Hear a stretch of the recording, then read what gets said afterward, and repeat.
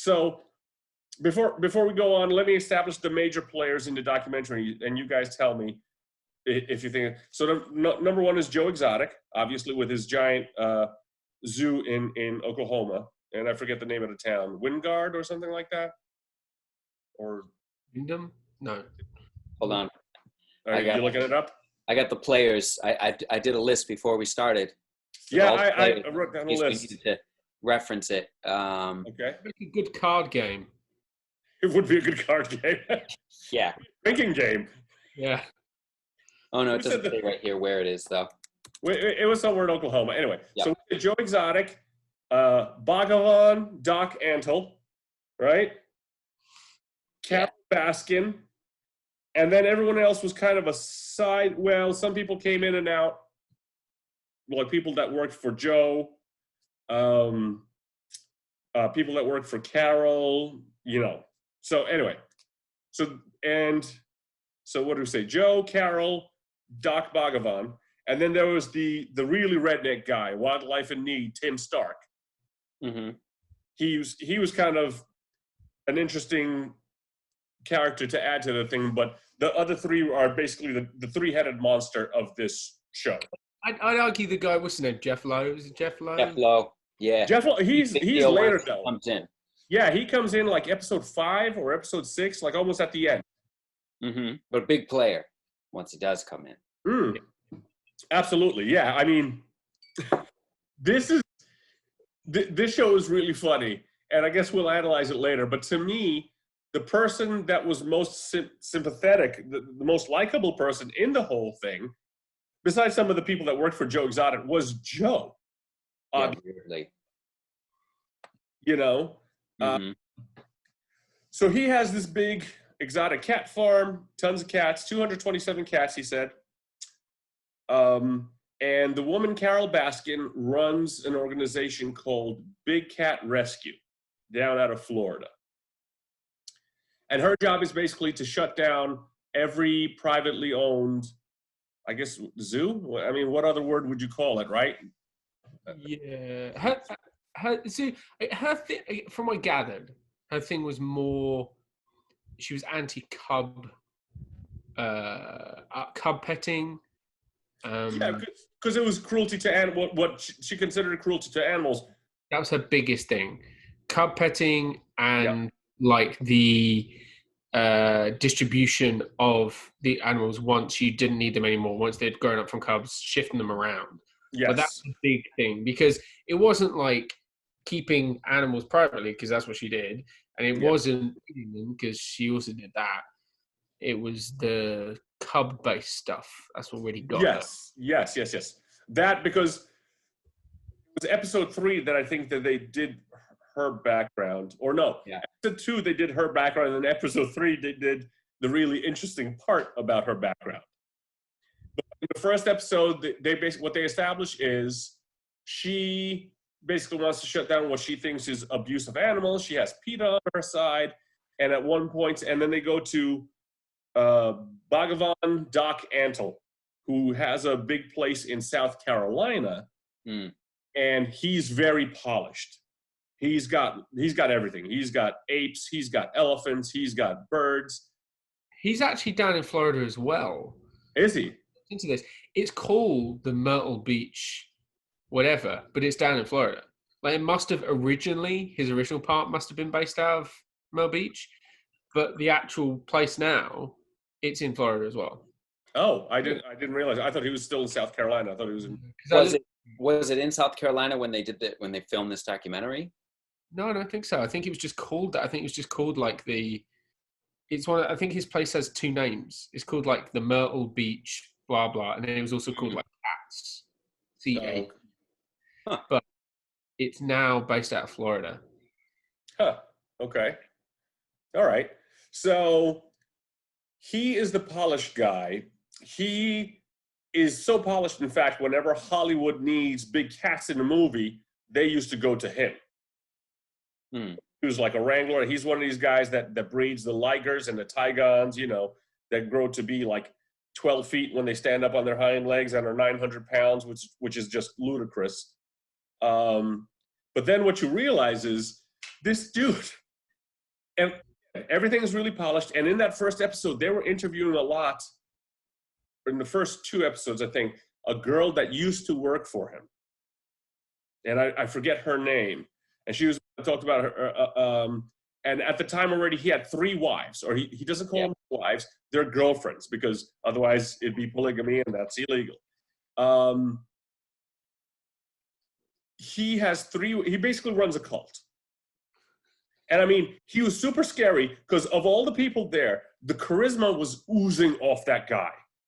Yeah, how weird when they first showed him in the first episode, he even says something like, or did he say it or did somebody else say it? Somebody says like he's like he's like the most down-to-earth seeming one. He speaks well and everything. He doesn't seem like a lunatic, more or less. No disrespect to anyone else involved in the show. Compared to some of the other guys, they basically flat out say like he's the most well-spoken one. Yes. And then you get into the second episode or the third episode or whatever, and you find out that to work for him, you get paid, what the hell did they say, like $100 a week or something? Yeah. And you had to live, the girls that came to work for him lived in lived in a barn or something. Yep. And then at one point they're talking about his nickname, and his nickname was some fancy, I forget, I don't remember at all what it was, but they said, what does that mean? And basically him and a couple other people they asked said, it means Lord. So they called him. Yeah. Oh, Bhagavan. There you go. Yes. Yeah. So, they established it in the first episode, like, oh, okay, here's a guy. He's maybe the most normal one of them all. And then bam, not even close. Right. Because he went and studied with a Hindu Indian mystic in Virginia. And I was like, what? Not even, yeah. I mean, to say a mystic in Virginia, it's like ordering fucking McDonald's French fries in Namibia. It's like, is this really French fries? Because there's all the grease. Where's all the junk? Come on. Now, it's so inauthentic. What was it? My brother-in-law's ex-girlfriend was here, and she was from Texas. She was from Houston, Texas. And we drove by a place somewhere in New Jersey and said, home of the world-famous Texas hot wieners. And as we drive by, she just literally just got, the fuck is a Texas hot wiener? And we're all like, you're from Texas, why didn't you tell us? She was like, I ain't never heard of that shit. What is that? That's how this was. It's like, I studied Indian mystic, not in the Himalayas, in Virginia Beach. It's like, what? And then later on, because they kept on calling, Doc was his nickname. Yeah.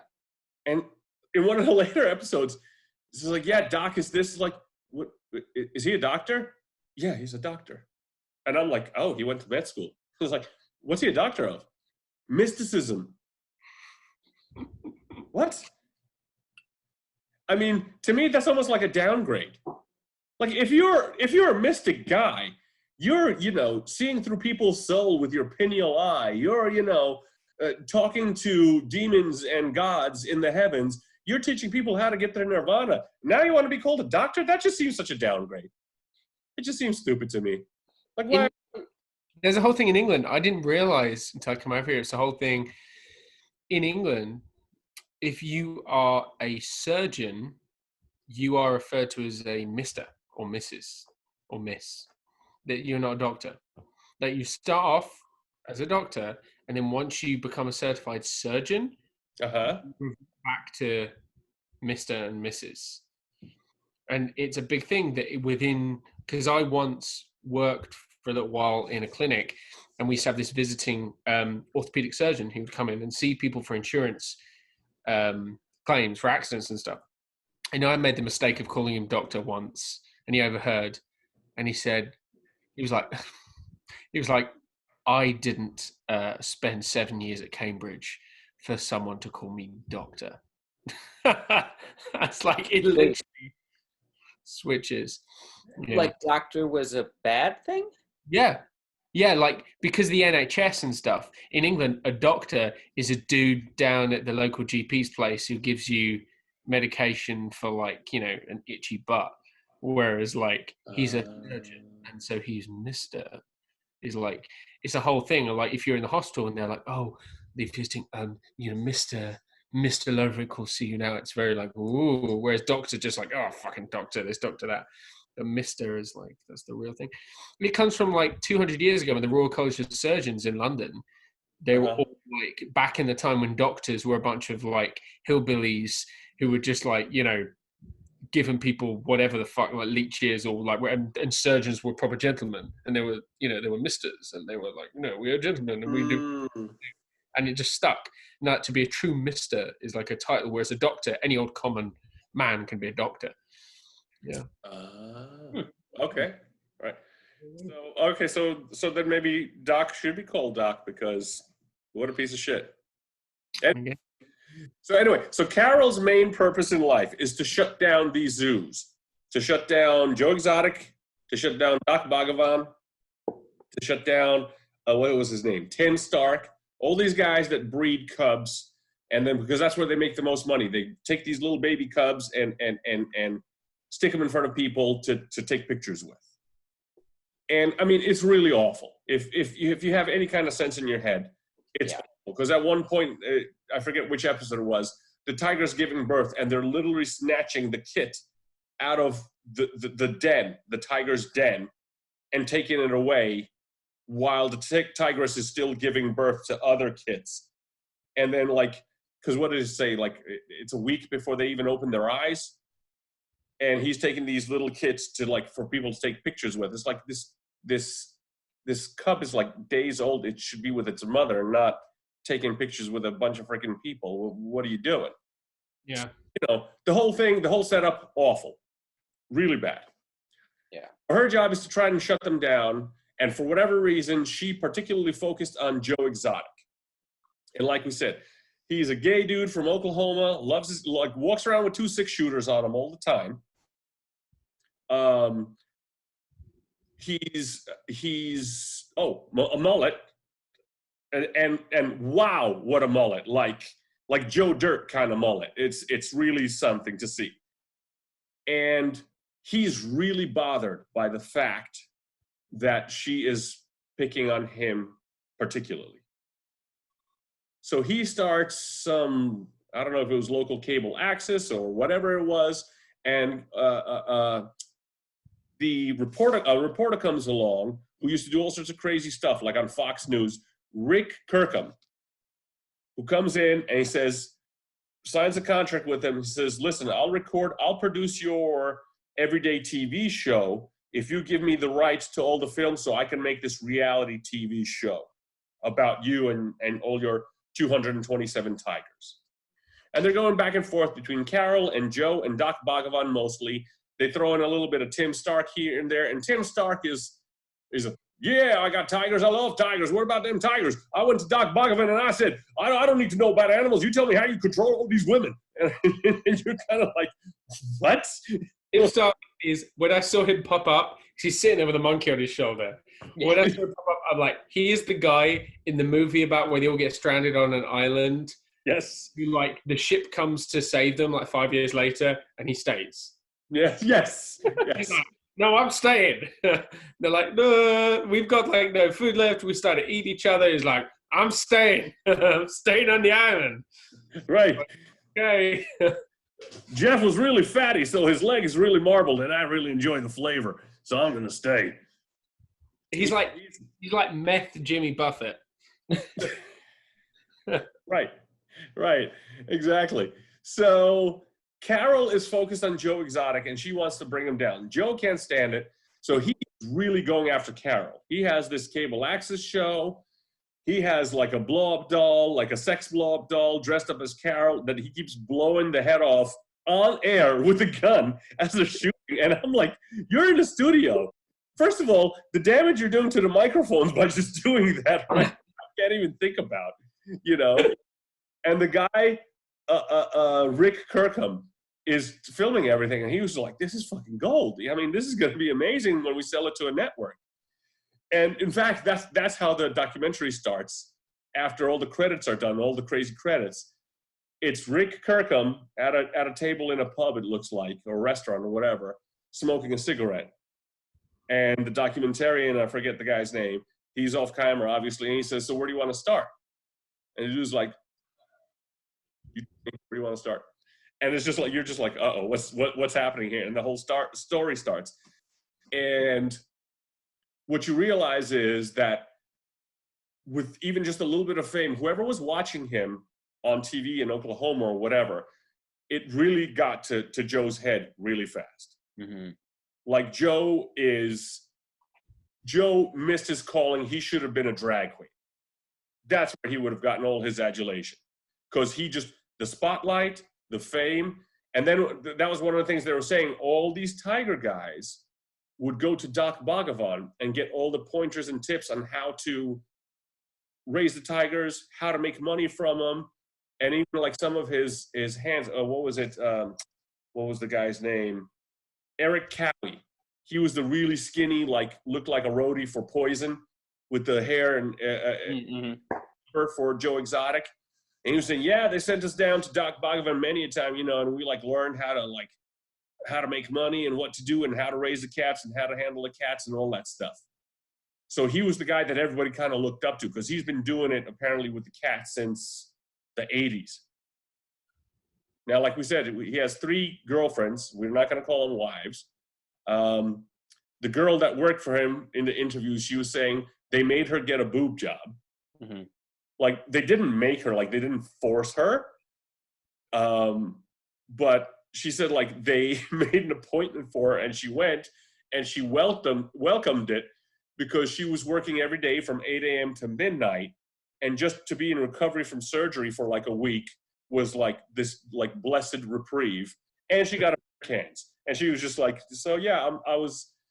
But she was talking about the whole thing as in not so flowery terms with Doc Bhagavan. So, Carol and Joe Exotic, very antagonistic towards each other. And Joe actually went, which I was like, this guy's got balls. And he would take his whole crew from Oklahoma, go to Carol's place in Florida, and film it and protest there. And then he filmed her sanctuary for big cats.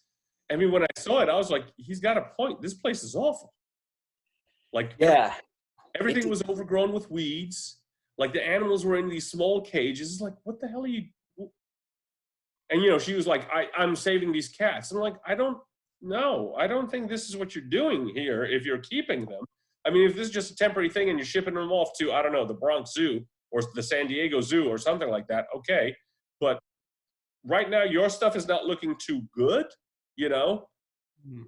And well, I've seen. I would add, I've seen a. And it's worth seeing. It's interesting. Carol, it wasn't her; it's her husband.